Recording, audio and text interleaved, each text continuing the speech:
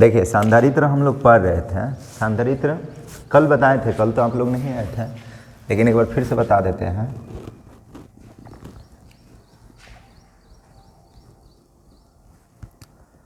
संधारित्र जिसको बोलेंगे ध्यान रखिएगा कैपेसिटर।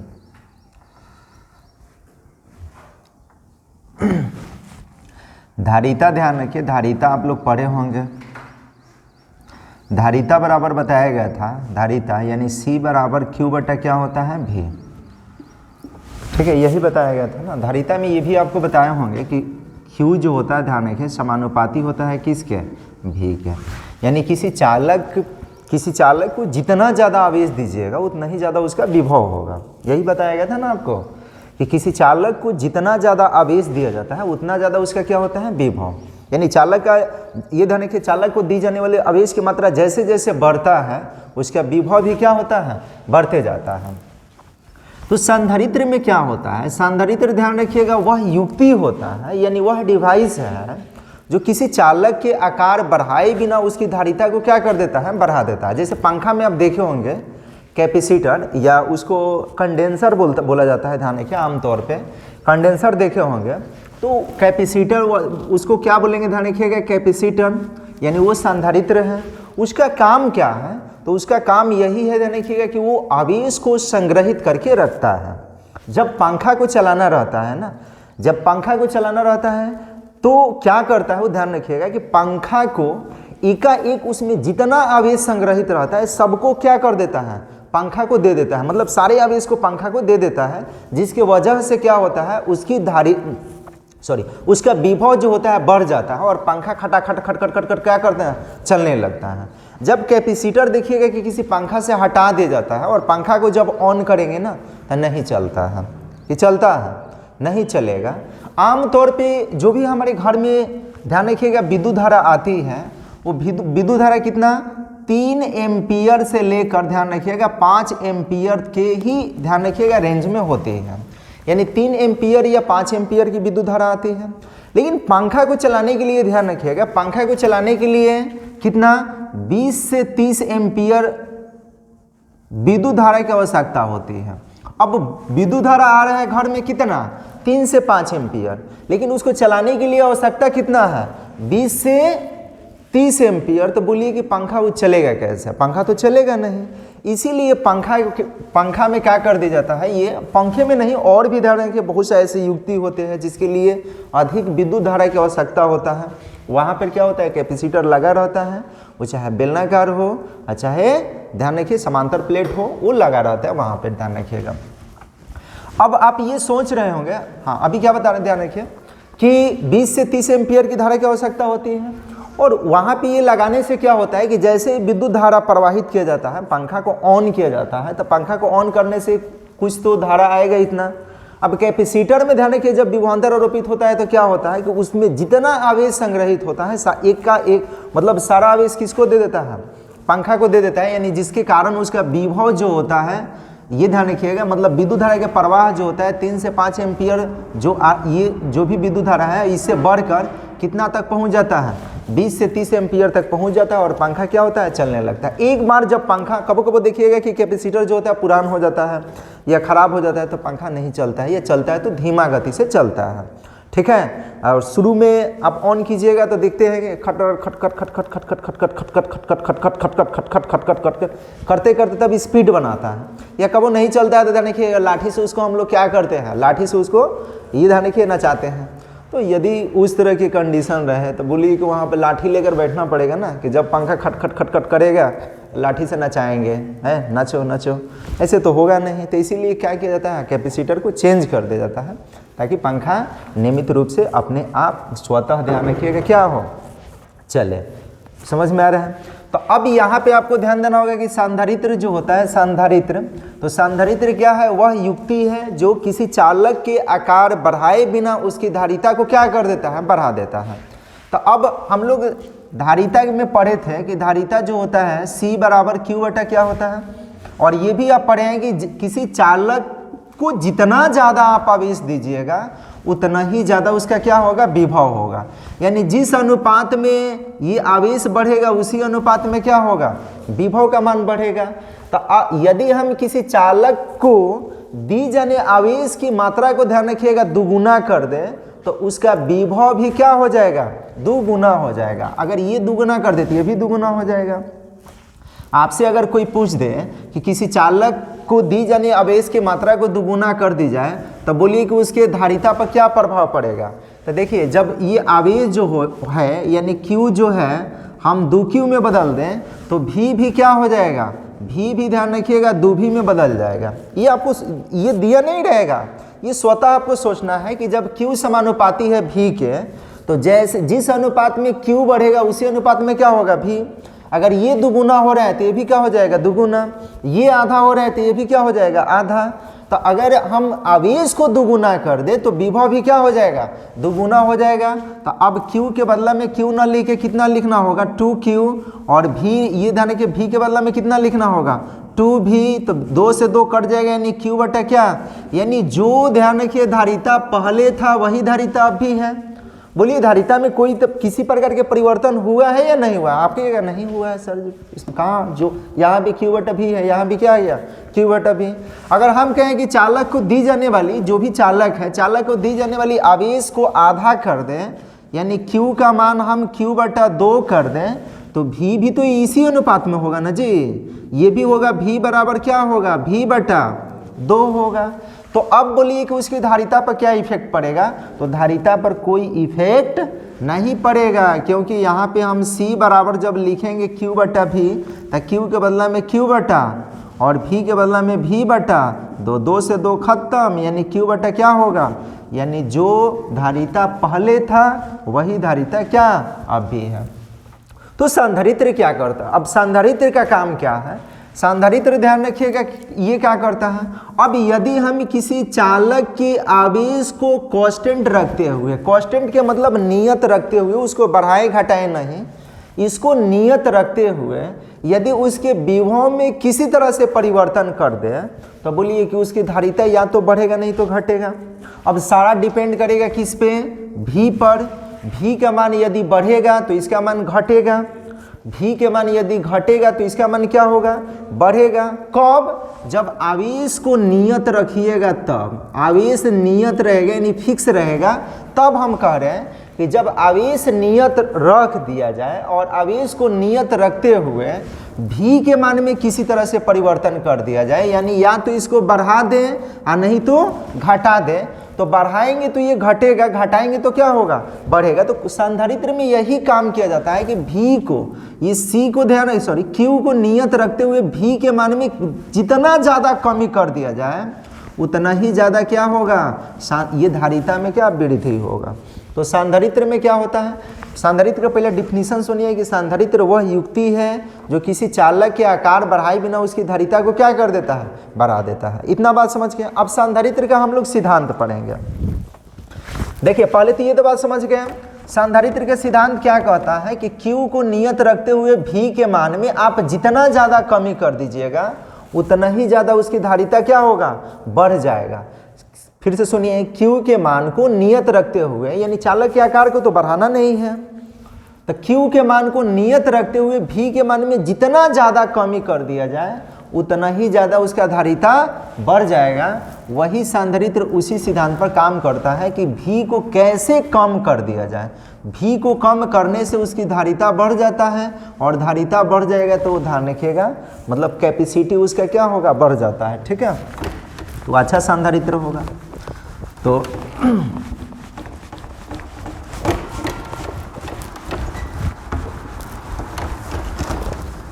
जो लोग नहीं लिखे हैं पहले एक बार लिख लीजिए इसका डिफिनीशन संधारित्र का,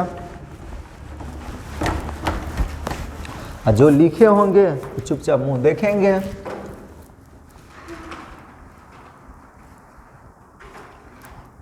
वह विद्युतीय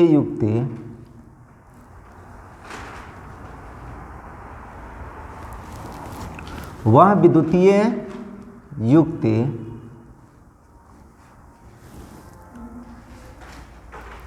जो किसी चालक चालक के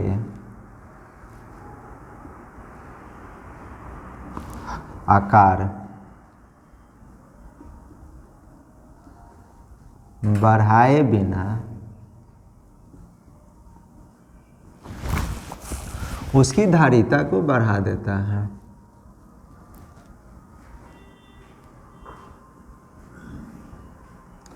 धारिता को बढ़ा देता है।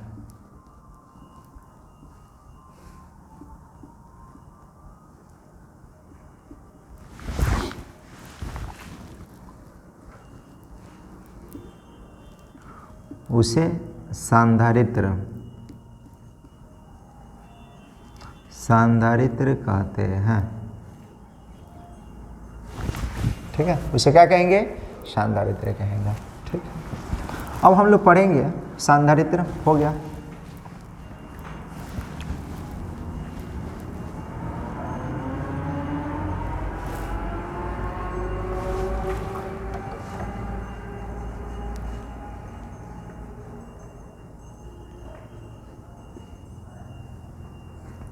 सांधारित्र का सिद्धांत।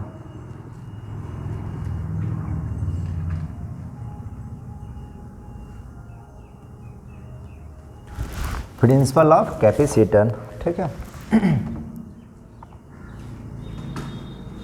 सांधारित्र का सिद्धांत समझिए। अभी आपको बता रहे थे सांधारित्र में क्या होगा कि यदि Q को नियत रखते हुए V के मान में आप क्या कर दें? कमी कर दें। सुन लीजिए, Q के मान को नियत रखते हुए V के मान में कमी कर दें तो उसकी धारिता क्या हो जाता है? बढ़ जाता है। और इसी सिद्धांत पर क्या करता है? सांधारित्र काम करता है। जैसे यहां समझिए, मान लेते हैं कि एक ये चालक है,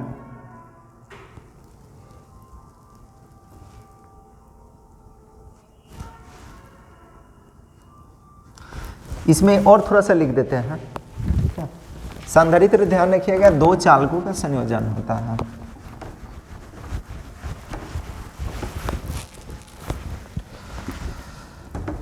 नीचे लिख देना है, देखिएगा, जब दो चालकों को एक दूसरे के समीप अलग रखा जाता है,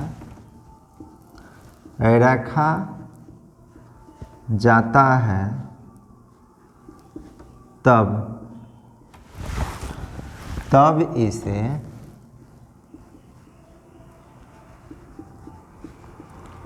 सांधारित्र कहा जाता है। ठीक है, अब हम लोग पढ़ेंगे सांधारित्र का सिद्धांत। देखिए, सांधारित्र में क्या होगा? दो चालक, एक चालक, एक आवेशी चालक के पास किसी अनावेशी चालक को। अभी सिद्धांत में इसके सिद्धांत में अभी बताएंगे। ठीक है, देखिए यहाँ पे सांधारित्र के सिद्धांत।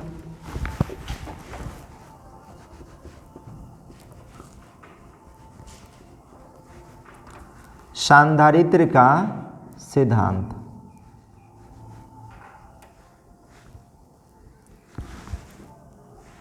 Principle of capacitor. ठीक है, सांधारित्र में क्या होता है? ध्यान रखिए कि मान लेते हैं कि ये एक प्लेट हो गया,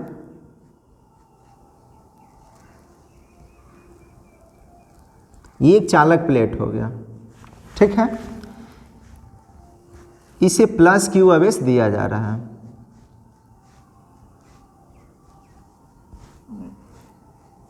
कौन सा आवेश? प्लस Q आवेश दिया जा रहा है। अब क्या किया जाएगा? C बराबर आप पढ़ लिए कि Q बटा क्या होता है? V। जो इसे आवेश दिया गया, प्लस Q आवेश दिया गया है, अब इस आवेश के मान में, क्योंकि चालक के आकार बढ़ाना नहीं है, चालक के आवेश को बढ़ाना नहीं है, अब हम ये ध्यान रखिएगा क्या करेंगे कि इसके विभव में कैसे कमी कर दें। विभव में जितना ज़्यादा कमी कर दीजिएगा उतना ही ज़्यादा उसकी धारिता क्या होगा? बढ़ जाएगा।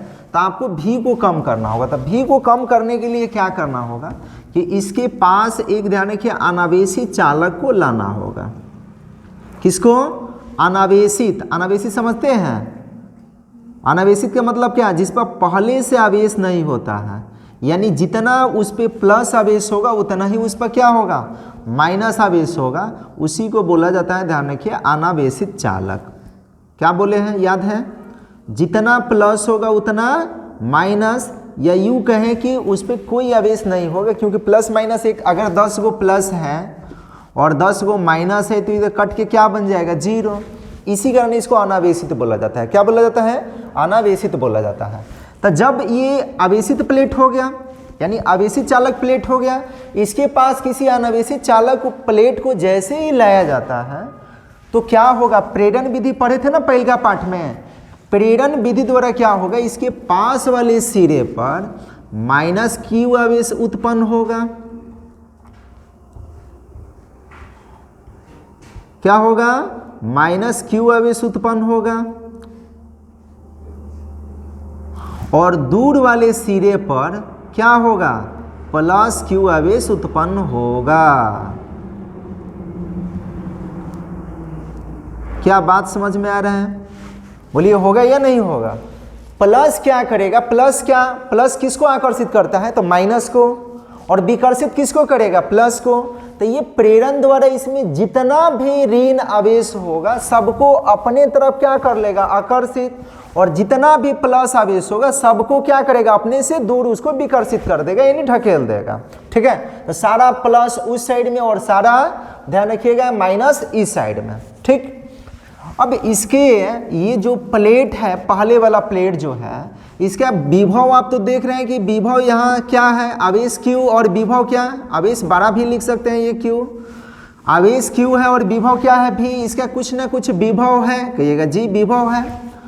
अब ये माइनस Q आवेश जैसे ही, ध्यान रखिए, दूसरा प्लेट पर उत्पन्न होगा, तब माइनस Q आवेश के कारण कुछ विभव होगा या नहीं होगा? कहिएगा जी बिल्कुल होगा। तब माइनस के कारण, ध्यान रखिएगा, माइनस में भी होगा, और प्लस के कारण क्या होगा? प्लस में भी होगा। अब यदि पहले चालक का हम विभव मान ले कि 10 वोल्ट है, कितना वोल्ट है? 10 वोल्ट है, और ये माइनस के कारण, ध्यान रखिएगा कि कुछ ना कुछ विभव होगा। इसके विभव को हम लोग मान लेते हैं माइनस में क्या?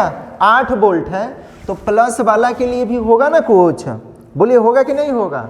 अब आपको ये सोचना है कि बोलिए कि ये जो प्लस विभव होगा, प्लस आवेश के कारण जो भी विभव होगा वो माइनस आवेश से कम होगा या ज़्यादा होगा? ज़्यादा नहीं, वो कम होगा। कहिएगा क्यों कम होगा? क्योंकि माइनस आवेश जो है ना, ये माइनस आवेश इस चालक प्लेट के अधिक समीप है। ये देखिएगा तो पास में है, और ये देखिएगा तो ध्यान रखिएगा दूर में है। देखिए दूर है कि नहीं, और ये पास है कि नहीं। तो ये नज़दीक होने के कारण ध्यान रखिएगा कि इसका विभव जो होगा ज़्यादा होगा, और इसका विभव क्या होगा? कम होगा। तो अब ये 8 वोल्ट हो गया, तो इसका विभव जो होगा 8 वोल्ट से कुछ कम होगा। अब चाहे 7 वोल्ट हो, या 6 वोल्ट हो, या 5 वोल्ट हो, कुछ ना कुछ होगा। तब मान लेते हैं कि इसका विभव कितना वोल्ट है? 6 वोल्ट है। कितना वोल्ट है? 6 वोल्ट। अब यदि कुल पूरे, ये ध्यान रखिएगा कि ये डायग्राम जो है, इसका हम पूरी युक्ति का कुल विभव निकालें, तब विभव अदिश राशि है, और परिणामी विभव जब भी निकालिए तो चिन्ह सहित उसको जोड़ते हैं। तो यहाँ से परिणामी विभव निकालिएगा तो क्या होगा? V बराबर 10 वोल्ट ये है, माइनस में 8 वोल्ट, और प्लस में क्या? 6 वोल्ट। तो ये तो दोनों क्या होगा? बोलिए, तो ये हो जाएगा 16 जुट के, और माइनस में 8 को, यानी अब कितना होगा?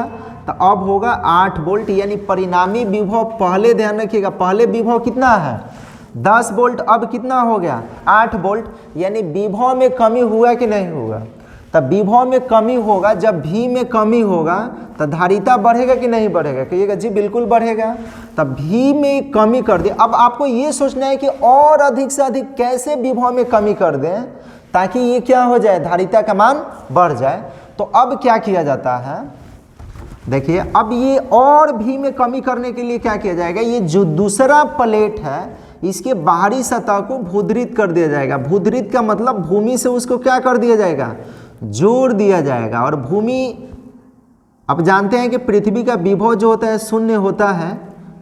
पृथ्वी का विभव क्या होता है? शून्य होता है, उसको कितना ही आवेश दे दीजिएगा कोई प्रभाव नहीं पड़ता है, सारा आवेश ध्यान रखिएगा वो ग्रहण कर लेगा। तो ये है पहला प्लेट जिसको प्लस क्यू आवेश दिया गया है। इसके आकार में किसी तरह से परिवर्तन नहीं करना है, जो आकार यहाँ पे है उसी आकार में इसको रखना है। जितना आवेश यहाँ पे है उतना ही आवेश यहाँ पे होगा। आवेश में कम, ये ध्यान रखिएगा, ना कमी करेंगे ना वृद्धि करेंगे, क्योंकि आवेश को नियत रखना है, आकार को नियत रखना है, यही संधारित्र का सिद्धांत कहता है। तो आकार बढ़ाए बिना, तो ये आवेश प्लस क्यू है तो अभी भी क्या होगा, प्लस है क्यू। इसका विभव ध्यान रखिएगा 10 वोल्ट है तो अभी भी कितना होगा, 10 वोल्ट। लेकिन दूसरे चालक को जैसे ही हम भूदरित कर देंगे, ये दूसरा चालक है,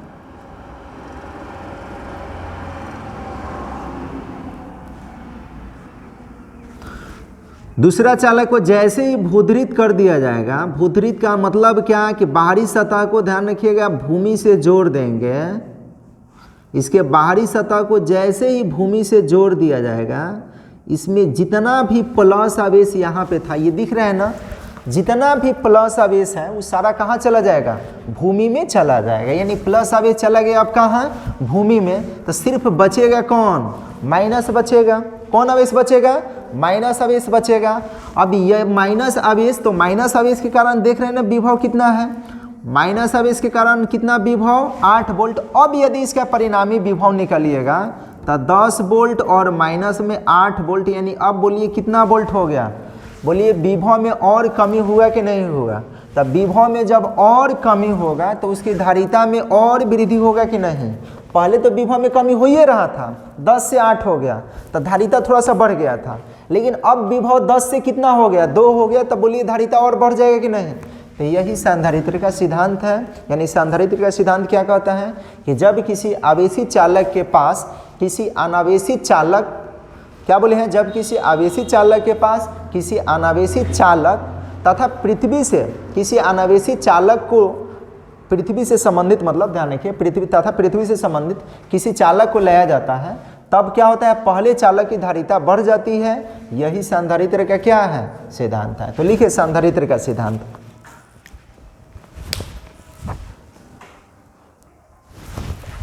बोले लिख देते हैं, देखिए जब एक आवेशित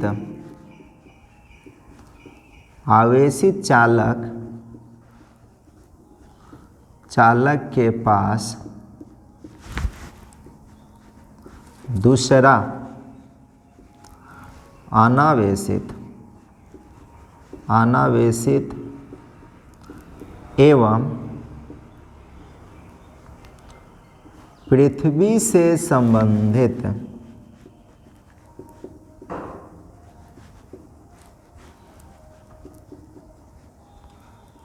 चालक को लाया जाता है,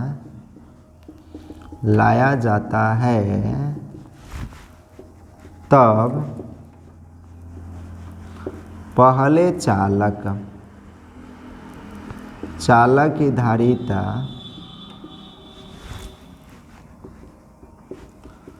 बढ़ जाता है।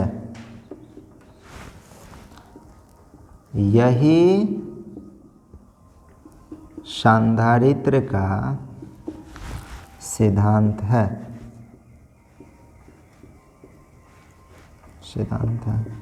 कोई दिक्कत, इसको लिख लेना है और ये बना लेना है फिगर। देखिए जब ऐसे लाएंगे तो माइनस प्लस दोनों आवेश उत्पन्न होगा, जिसके कारण विभव में कमी तो होगा, क्योंकि इसके कारण क्या होगा, आकर्षण, और इसके कारण क्या होगा, विकर्षण। आकर्षण का बल विकर्षण बल से थोड़ा ज़्यादा होगा, यानी माइनस के कारण विभव होगा, लेकिन प्लस वाले विभव से क्या होगा, ज़्यादा होगा। तब विभव में कमी तो करेगा, लेकिन उतना ज़्यादा कमी नहीं करेगा, जिसकी वजह से धारिता तो बढ़ेगा, लेकिन उतना ज़्यादा धारिता नहीं बढ़ेगा। लेकिन दूसरे ये जो अनावेशी चालक जो लाया गया है, दूसरे चालक के बाहरी सतह को जैसे ही भूदरित किया जाएगा, इसका सारा धन आवेश कहाँ चला जाएगा, पृथ्वी में। तब बच जाएगा सिर्फ माइनस आवेश, जिसके कारण सिर्फ आकर्षण बल रहेगा, जिसके वजह से क्या होगा, इसके विभव में क्या होगा, और अधिक कमी हो जाएगा, और विभव में और अधिक कमी होने से उसकी धारिता में क्या होगा, और अधिक वृद्धि हो जाएगा। यही संधारित्र का सिद्धांत था। तो इसको धीरे से आप लोग लिख लीजिए और फिगर भी बना लीजिए।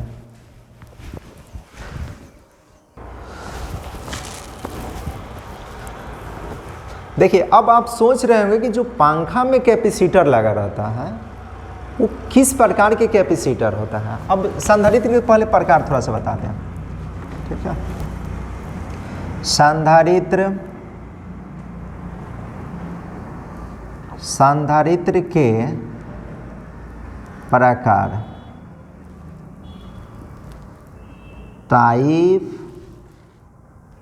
टाइप्स ऑफ कैपेसिटर, ठीक है। संधारित्र जो होता है मुख्य रूप से 3 तरह का होता है। कितना तरह के? 3 तरह का होता है। एक होता है, ध्यान रखिएगा, गोलाकार संधारित्र,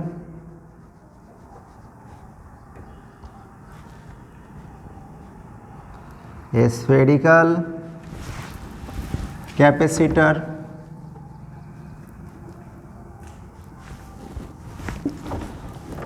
दूसरा ध्यान देना होगा बेलनाकार, लिख लेते हैं, बेलनाकार संधारित्र,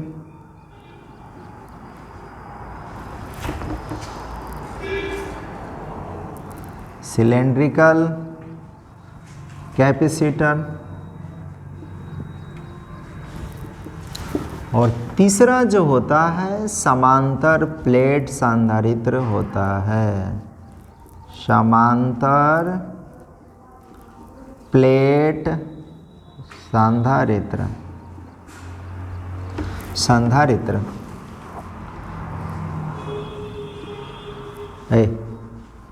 ये पी है, पैरेलल प्लेट कैपेसिटर,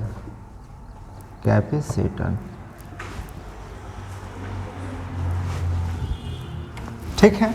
ये हो गया 3 तरह के संधारित्र, ठीक।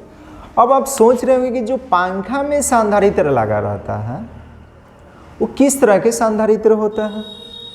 कब वो सोचे हैं? नहीं सोचे होंगे। उससे क्या मतलब है, ठीक है। हमको तो बस इससे मतलब है कि लगा है, ठीक। पानी आप लोग पीते हैं तो कभी ये सोचे कि पानी ही क्यों है? क्या मतलब है सर जी, पीने से मतलब है, पानी क्यों है उससे क्या लेना देना है। पानी है तो है, ठीक है। चलिए, सोचना भी नहीं चाहिए कि पानी है तो क्यों है, कैपेसिटर है तो इस तरह की ही क्यों होता है। क्या गोलाकार वहाँ पे नहीं लगाया जा सकता है? क्या गोलाकार संधारित्र का इस्तेमाल नहीं किया जा सकता है? तो आप थोड़ा सा बता दीजिए कि आप गोलीय प्लेट, गोलाकार, ध्यान रखिएगा कि गोलीय चालक के लिए धारिता निकालने के लिए फॉर्मूला पढ़े होंगे कि अगर पंखे में जो भी, ध्यान रखिए, कैपेसिटर लगा रहता है वो तो होता है समांतर प्लेट संधारित्र। कौन सा संधारित्र होता है? समांतर प्लेट संधारित्र।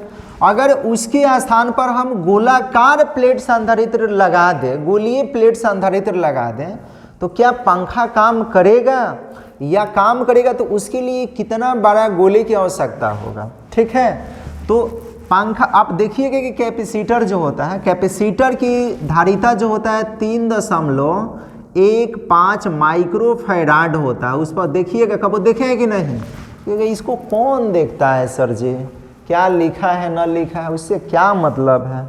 हमको तो सिर्फ मतलब है कि हाँ ये कंडेंसर है, वो चाहे अच्छा हो खराब हो लगाओ उसमें, ठीक है, मिल गया। तो उसका ध्यान रखिएगा, धारिता जो होता है कितना होता है? 3.15 माइक्रोफैराड होता है। उस पर देखिएगा लिखा रहता है, किसी का हो सकता है कि इससे कम होगा, किसी का ज़्यादा होगा। मतलब जो अच्छा होगा उसका ज़्यादा धारिता होगा, जो कम, मतलब ध्यान रखिएगा उतना अच्छा नहीं होगा उसका क्या होगा? कम धारिता होगा, लेकिन धारिता कुछ ना कुछ होगा। अब जो भी कैपेसिटर होता है, कैपेसिटर में ध्यान रखिए आवेश जो संग्रहित रहते हैं वो आवेश किस रूप में संग्रहित रहते हैं, यानी किस रूप में संचित रहते हैं? तो धारिता के रूप में। किसके रूप में? धारिता के रूप में संचित होता है। और ध्यान रखिएगा धारिता के रूप में संचित होता है, और जब उसको कार्य करना होता है तो अपना आवेश क्या करता है? सारा ध्यान रखिएगा कि उस युक्ति को, जिस युक्ति में लगा रहता है उसको चलाने के लिए ये अपना आवेश सारा दे देता है। ठीक है, तो इसका तो ये हो गया धारिता। अब हम लोग पढ़े गोलीय प्लेट की धारिता, गोलीय बताए थे ना गोलीय चालक की धारिता। तो अगर ये गोलाकार होता तो गोलीय चालक की धारिता क्या होगा, 4 पाई एप्सिलॉन नॉट और बोलिए क्या आर, यही ना बताए थे, बोलिए यही ना बताए थे। अब यदि ये है कितना, तो 3.15 माइक्रोफैराड, अगर इसको हम फैराड में कन्वर्ट करें, मान ली कि 3 है, ठीक है, 1.5 हटा दीजिए, 3 माइक्रोफैराड है, मोटी तौर पर समझाने के लिए बता रहे हैं। मान लेते हैं कि 3 माइक्रोफैराड है, तो अब इसको फैराड में जब आप बदलिएगा तो बोलिए क्या होगा, 3 गुना 10⁻⁻6 से गुना कराना पड़ेगा। आपको बताए थे कि 1 माइक्रोफैराड जो होता है 10⁻⁻6 फैराड के बराबर होता है। तो 3 माइक्रोफैराड है तो 3 गुना 10 के पावर क्या होगा, -6 माइक्रोफैराड होगा। तो यहाँ पे आपको क्या करना होगा, धारिता के बदला में इसकी धारिता रखकर चेक करना होगा कि कितना बड़ा गोला लेना पड़ेगा, कितना बड़ा गोला लेंगे ताकि पंखा जो होगा अगर गोलीय प्लेट संधारित्र लगाए तो वो चलना शुरू कर दे। ठीक है, तो देखते हैं। तो इसकी जगह पे इसका कैपेसिटी लिखेंगे तो कैपेसिटी कितना है, 3 गुना 10 के पावर माइनस में कितना 6 बराबर 4 पाई एप्सिलॉन नॉट। बोलिए 4 पाई एप्सिलॉन नॉट का मान आपको बताए थे, याद है, 1/9 गुना 10 के पावर -9 कूलाम स्क्वायर प्रति न्यूटन मीटर स्क्वायर। यहाँ 4 पाई एप्सिलॉन नॉट है। आपको ये बताए थे कि 1/4 पाई एप्सिलॉन नॉट रहे तो इसका मान 9 गुना 10 के पावर 9 होगा न्यूटन मीटर स्क्वायर प्रति कूलाम स्क्वायर। लेकिन खाली 4 पाई एप्सिलॉन नॉट रहे तो इसका मान 1/9 गुना 10 के पावर कितना, तो -9 कूलाम स्क्वायर प्रति न्यूटन। तो इसके स्थान पे रखना होगा 1/9 गुना 10 के पावर -9 गुना में क्या आर। बोलिए यही ना रखना होगा। अब यदि आप आर का मान निकालना चाहें तो बोलिए कि क्या होगा, इसको तो बटा में लाना पड़ेगा, गुना में है तो बटा में आएगा, तो इसको भेज देंगे बटा में। यानी आर बराबर होगा क्या, 3 गुना 10 के पावर -6 बटा ये 1/9 और गुना 10 के पावर -9। भाई 1/9 है तो पलटेगा तो 9 ऊपर चल जाएगा, 10 की घात माइनस में 9 है तो ऊपर ले जाइएगा तो किस में होगा, प्लस में। यानी यहाँ से आप लिख सकते हैं आर बराबर 3 गुना 10 के पावर -6 और ये बन जाएगा 9 गुना 10 के पावर में प्लस में कितना 9। अब बोलिए 9 तियाँ कितना होगा, तो ये हो गया 27 और ये 9 गो है पावर प्लस में या 6 गो है किस में, तब बचेगा 10 की घात 3 गो प्लस में, यानी 10 की घात 3 का मतलब 1000 होता है। तो 1000 से ये गुना करेंगे तो कितना होगा, 27000 मीटर। किलोमीटर में जब बदलिएगा तो 27000 बटा में कितना 1000, ये होगा किस में, किलोमीटर में। अब ये 3 0 से 3 0 गया यानी कितना 27 किलोमीटर हो, ये ध्यान रखिएगा होगा। अब जब एक पंखा को चलाना होगा, ठीक है, तो वहाँ पर यदि हम गोलाकार प्लेट का प्रयोग करें, गोलीय प्लेट, गोलीय चालक, गोलीय संधारित्र का प्रयोग करें तो वहाँ जानते हैं कि कितना छोटा लगाना पड़ेगा पर गोला कितना छोटा, 27 किलोमीटर त्रिज्या का, यानी पूरा कहे वो गाँव उसमें छाप लेगा। पंखा को ध्यान रखिएगा, तो पंखा बेचारा कहाँ रहेगा, 27 किलोमीटर। यहाँ से तो छापरा को ही हम अगर तौलेंगे तो ध्यान रखिएगा, नापेंगे तो 15 किलोमीटर है, ठीक है। तो 27 किलोमीटर बड़ा गोला, ये देखिए घर पे तो ध्यान रखिएगा कि घर को पूरा कितना गांव को नचा देगा गोले, तो पंखा क्या झूलेगा, ठीक है। इसीलिए वहाँ पे ध्यान रखिएगा क्या किया जाता है, गोलीय प्लेट संधारित्र का प्रयोग नहीं किया जाता है। यानी कौन सा, अब ये ध्यान रखिएगा गोलीय प्लेट संधारित्र का प्रयोग से बचने के लिए ही ध्यान रखिए समांतर प्लेट संधारित्र का उपयोग किया जाता है और इसकी आवश्यकता इसी वजह से ध्यान रखिएगा हुआ समांतर प्लेट। अब आप ये पढ़िएगा कि समांतर प्लेट संधारित्र की धारिता क्या होगा, इसके लिए क्या होगा, नहीं होगा। पहले तो आपको ये ध्यान देना होगा कि क्या संधारित्र के प्रकार, बात समझ में आ रहा है क्या, ध्यान रखिएगा। इतना एक बड़ा गोला संभव ही नहीं है, ध्यान रखिएगा पंखा को चलाने के लिए है, कौन चलाएगा पंखा है, पहले तो ये हटेगा नहीं, घर बनाइएगा तो खूब बनाइएगा, तो 1 कट्ठा में बनाइएगा, 27 किलो में तो चलिए हटाइए उसको, ठीक है, फालतू है। अब लिखिए सांधारित्र के प्रकार में, सारे लिख लीजिए सांधारित्र के प्रकार में, बारी बारी से अब बता रहे हैं। गोलीय, ये गोलाकार या गोलीय, गोलाकार सांधारित्र, नोट कीजिए फटाक से।